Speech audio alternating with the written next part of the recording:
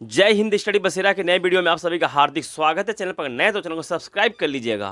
Video अगर पसंद आता है तो वीडियो को लाइक और शेयर भी करते चलिएगा। चलिए स्टार्ट करते हैं आज का धमाकेदार प्रश्नों का सेशन। चलिए स्टार्ट करते हैं। पहला प्रश्न है शिखर धवन। शिखर धवन जी के बारे कुछ 2 दिन पहले की वीडियो में हम लोगों ने पढ़ा था, तो आज फिर एक्स्ट्रा कुछ और जानकारी ले लेते हैं। शिखर धवन ने क्रिकेट के सभी फॉर्मेट से संन्यास लेने की घोषणा कर दी है। तो शिखर धवन को अर्जुन पुरस्कार मिल चुका है 2021 में। यह मिस्टर आईसीसी और गब्बर के नाम से भी जाने जाते हैं। इनका उपनाम है मिस्टर आईसीसी और Gabbar. Wisden cricket of year 2014 का पुरस्कार भी इन्हें नवाजा गया। 2014 में इन्हें शिखर धवन को। विजडन क्रिकेट क्या है? विजडन क्रिकेट अलमनाक ये एक पुस्तक है, मैगजीन है। इसे क्रिकेट का बाइबिल भी कहा जाता है। विजडन क्रिकेटर्स अलमनाक को क्रिकेट का बाइबिल भी कहा जाता है, ये भी ध्यान रखिएगा। 2024 में पंजाब किंग्स की तरफ से खेला था। इनका होम टीम दिल्ली है। आखिरी मैच इन्होंने आईपीएल 2024 में पंजाब किंग्स की तरफ से खेला था।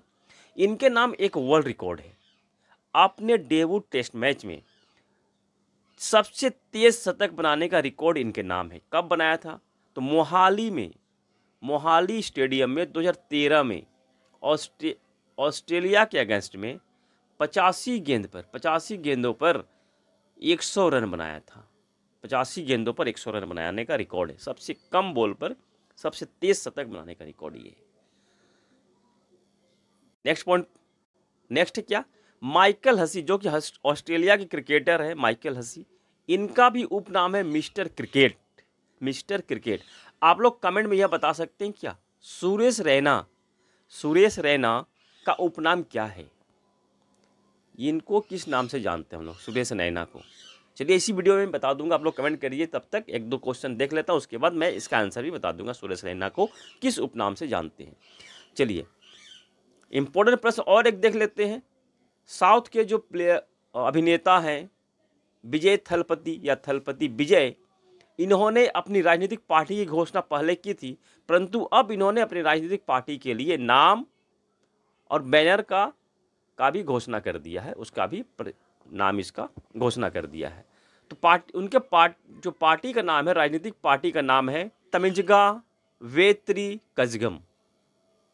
उनकी राजनीतिक पार्टी का नाम है। तमिलनाडु की पार्टी है। तमिलनाडु में इन्होंने पार्टी बनाई है। तमिलनाडु में, ये भी ध्यान रखिएगा, विजय थलपति।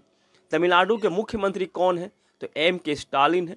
ये किस राजनीतिक पार्टी से बिलोंग करते हैं? तो DMK यानी कि द्रविड़ मुनेत्र कशगम पार्टी से ये बिलोंग करते हैं, M.K. स्टालिन। तो थलपति विजय की नई पार्टी, इनका भी ध्यान रखिएगा नाम। इनका थोड़ा ये लोगो भी जान लेते हैं हम लोग। यहाँ के राज्यपाल कौन है? रविंद्र नारायण रवि। RN रवि यहाँ के राज्यपाल हैं तमिलनाडु के। रविंद्र नारायण रवि का जन्म पटना में हुआ था। ये CBI में भी काम कर चुके हैं। विजय थलपति को भी देख लीजिए, ये है विजय थलपति। इनका ये जो बैनर है और ये नया लोगो आया है इनके राजनीतिक पार्टी का ये लोगो है, दिख रहा है। विजय थलपति का आप लोगों ने पहचान लिया होगा, चेहरा से पहचान लिया होगा। ये हाथी और रुकता हुआ सूरज का फोटो है। ये बैनर इनका है, विजय थलपति की राजनीतिक पार्टी का। पॉइंट पे चलते हैं। टेलीग्राम के CEO कौन है? क्या आप लोग बता सकते हैं? टेलीग्राम के संस्थापक और CEO कौन है? तो पावेल दुरोव। टेलीग्राम के संस्थापक और CEO कौन है? तो पावेल दुरोव हैं। ये चर्चा में भी क्यों है कि फ्रांस की पुलिस ने इन्हें गिरफ्तार कर लिया। पावेल दुरोव को फ्रांस की पुलिस ने गिरफ्तार कर लिया है। टेलीग्राम के माध्यम से इन्होंने फ्रांस के कानून का उल्लंघन किया, इसके मामले में उनको गिरफ्तार कर लिया। इनका जन्म जो है रसिया में हुआ था, यानी कि रूस में हुआ था इनका जन्म, परंतु इन्होंने 2014 में रूस छोड़ दिए थे। 2014 में इन्होंने रूस छोड़ दिया था और 2021 में इन्होंने फ्रांस की नागरिकता ले ली थी। इनका एक रूस में जब रहते थे तो उस समय इनका एक सोशल मीडिया प्लेटफॉर्म था VK नाम का। ये VK नाम का थी, इसके भी ये मालिक थे। 2014 में इनके ये मालिक थे। और टेलीग्राम एप्लीकेशन को वर्चुअल बैटलफील्ड भी कहा जाता है। वर्चुअल बैटलफील्ड किसे कहा जाता है? तो टेलीग्राम एप्लीकेशन को ही कहा जाता है।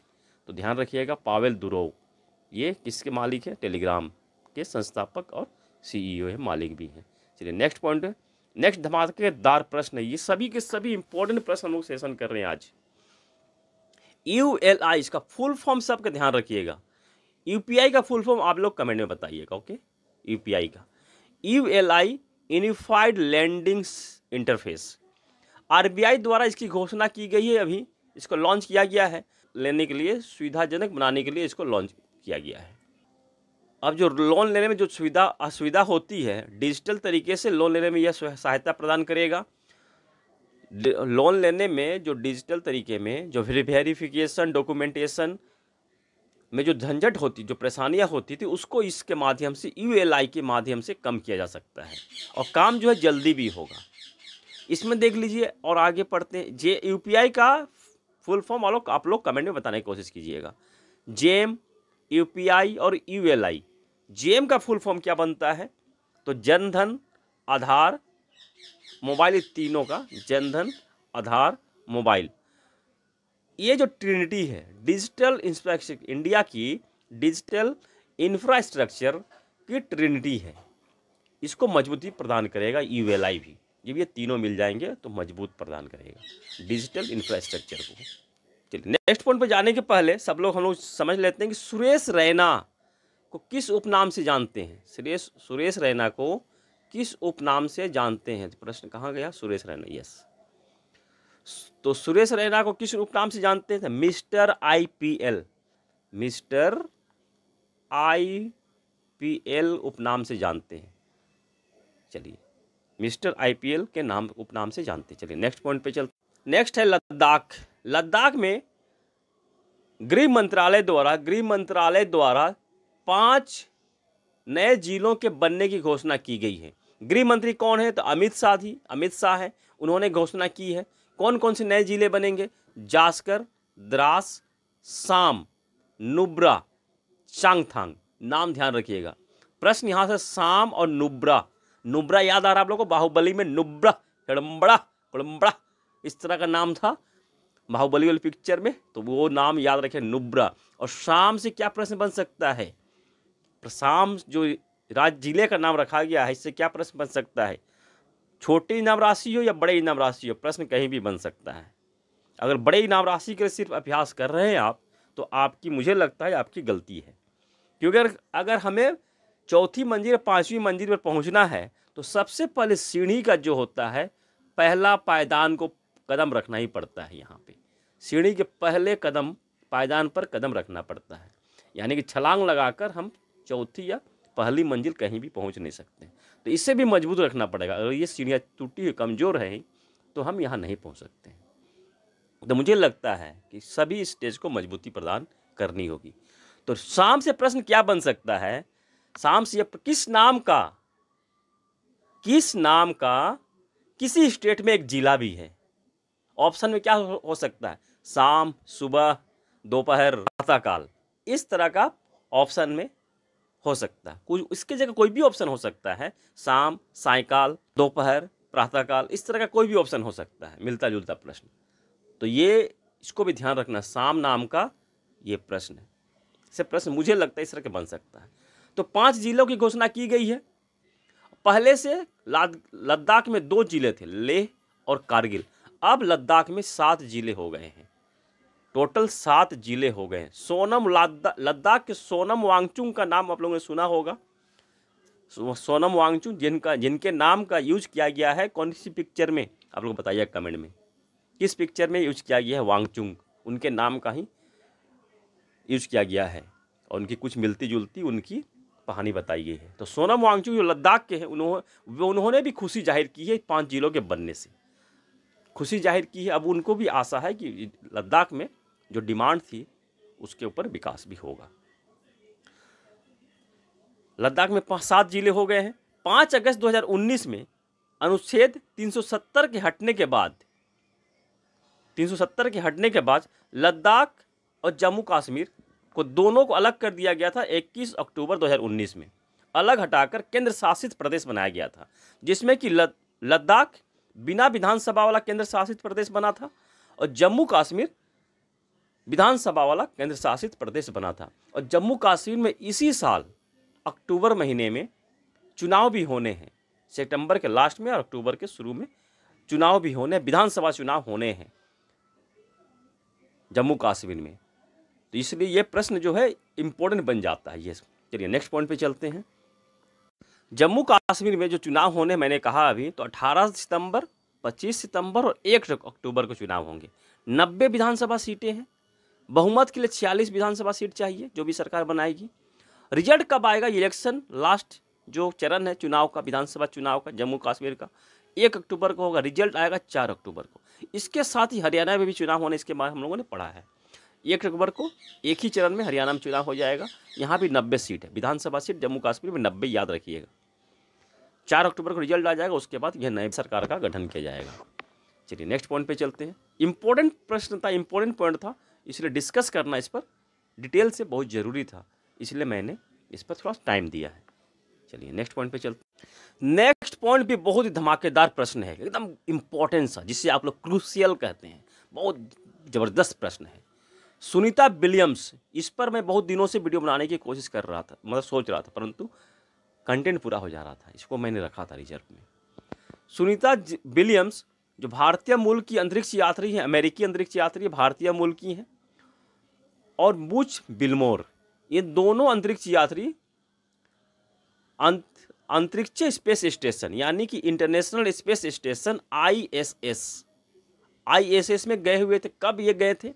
तो 5 जून जो है 2024 को ये गए थे Boeing star liner space jet से, बोइंग स्टार लाइनर से गए थे।